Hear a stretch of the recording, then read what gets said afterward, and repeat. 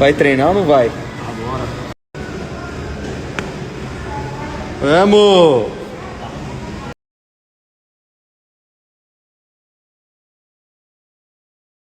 Pessoal, alguns pacientes relataram que mesmo depois de ter tomado a vacina, fizeram um exame de anticorpos e foi detectado a ausência de anticorpos. Por que isso acontece? Porque você tem dois tipos de imunidade, basicamente. A humoral e a celular. A humoral é aquela dos anticorpos e a celular é uma resposta também adaptativa, só que a gente não consegue ver em exame de sangue. Por isso que mesmo quem não tem anticorpo positivo e teve contato com o vírus ou tomou a vacina, acaba ficando protegido. O quanto que ficou protegido, essa é a dúvida. Por isso que eu sempre falo aqui, se cuidem, façam atividade física, cuidem daquilo que você está comendo, enfim, com pontos básicos para melhorar a nossa imunidade, que eu sempre falo, certo? Então é isso, excelente semana para vocês.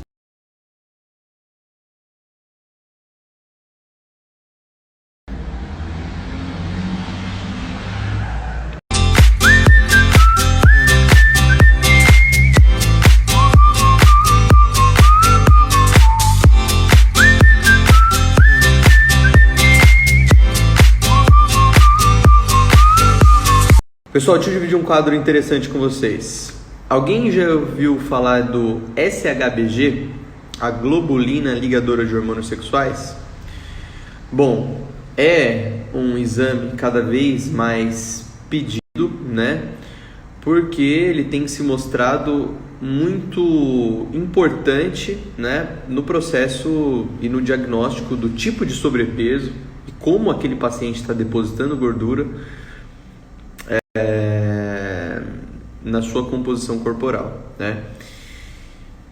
Bom, e o que faz o SHBG? Quando o SHBG está muito alto, né, acima de 80, 90, 100, que é natural, né, ele aumentar com a idade, ele se liga na testosterona e não deixa essa testosterona funcionar. Aí o que acontece? A mulher começa a acumular gordura em região onde a testosterona não permite, braço.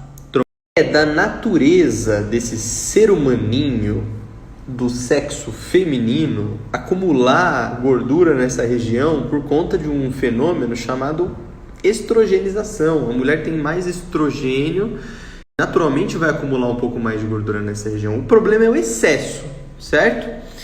E qual que é o principal tratamento? Primeiro, eu vou falar dos dois principais, óbvio, você tem que investigar a causa, tá? O SHBG ele também pode sugerir alguma desordem hepática, já que é o fígado que produz essa globulina.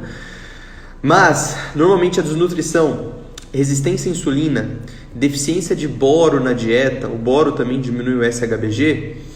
E muitas vezes a gente tem que, dependendo do caso, intervir com algumas medicações. Então, né, alguns de vocês já devem ter ouvido falar de alguns esteroides sintéticos, como oxandrolona, estanozolol. Basicamente, essa testosterona sintética, oxandrolona, estanozolol e outros, vão inibir a formação de SHBG hepático, diminuindo o SHBG e fazendo com que essa mulher perca gordura nessas regiões com uma facilidade muito maior. Então, só para vocês entenderem também, gente, como tudo existe indicação, né? E até medicações que normalmente são taxadas como medicações ruins, como bombas, né? Muitas vezes, elas têm sim indicações precisas e podem ser utilizadas quando você conhece a fisiologia.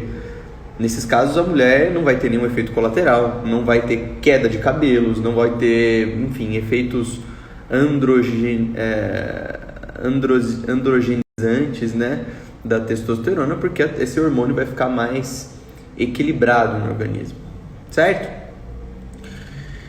Então é isso. Muito boa noite. Um ponto interessante é que quando a gente está falando de hormônio, menos é mais, principalmente hormônio sintético, né? Muitas vezes as pessoas elas têm esse estigma, né, de que esses hormônios, por serem encontrados com muita facilidade, são hormônios fracos ou que não vão interferir negativamente no metabolismo. Interferem muito. uma testosterona sintética como um oxandrolona, por exemplo, né, que na verdade nem é uma testosterona, é um derivado de uma molécula muito parecida, derivado do DHT, ela é 10 vezes mais forte que a testosterona. Então, e a gente sempre tem que pensar na saúde do paciente a longo prazo, né? Os prós e contras antes de você prescrever, né? E sempre começando com doses muito, muito, muito baixas nesses casos, certo?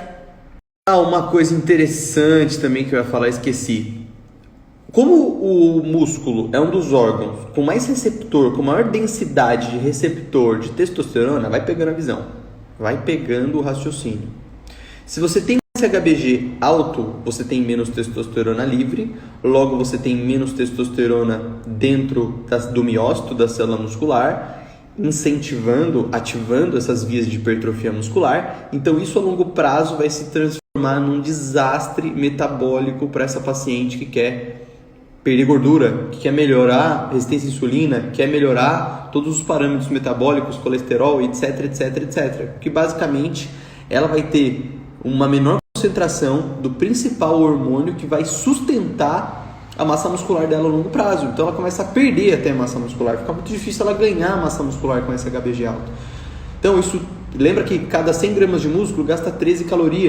Com esse decréscimo da taxa metabólica, aumenta o risco de todas as doenças crônicas, quase, se a gente for colocar aí na balança, né? E lembra que quando a gente está falando de metabolismo, eu estou falando também da taxa metabólica cerebral, eu estou falando do melhor desempenho, de uma melhor geração de energia no cérebro, eu estou falando de melhor energia de uma maneira generalizada em todos os órgãos. Então, a gente começa a perder função de maneira global, basicamente envelhecimento precoce, certo? Então é isso, gente, só para vocês entenderem as nuances, né, dessas características que muitas vezes são passadas despercebidas, que acabam influenciando, muitas vezes o paciente se culpa, né, ele acha que o problema está com ele, no final está com ele mesmo, mas são problemas relativamente simples de serem resolvidos, depende só de um olhar de águia, um pouco mais aguçado para você compreender esse ecossistema, certo? Então é isso. Pessoal, só um adendo aqui, já que eu estava indo embora, encontrei esse ser humaninho aqui, ó. Esses dois seres humanos, não vai sair da não. Porque mesmo quando a mulher, tô falando na mulher que é mais comum na mulher, tá? Treina pra caramba, se esforça pra caramba, faz musculação, faz um treino realmente eficiente, ou seja, aquela dorzinha no dia seguinte, né? Aí esse ser humaninho aqui vê na parte clínica e também no ultrassom os microtraumas ali, né? Ou seja, realmente teve um treino eficiente e tem um SHBG alto. O que acontece? A paciente tem muita dificuldade de ganho de massa muscular, né? Mesmo com treino adequado, mesmo a gente vendo a microlesão, ali o aumento de CK às vezes, uma paciente tem um SHBG alto, esse SHBG ele faz uma ligação muito forte com a testosterona e ela acaba não conseguindo agir no sítio onde deveria, não consegue entrar no músculo para ter a ação dela de hipertrofia, né?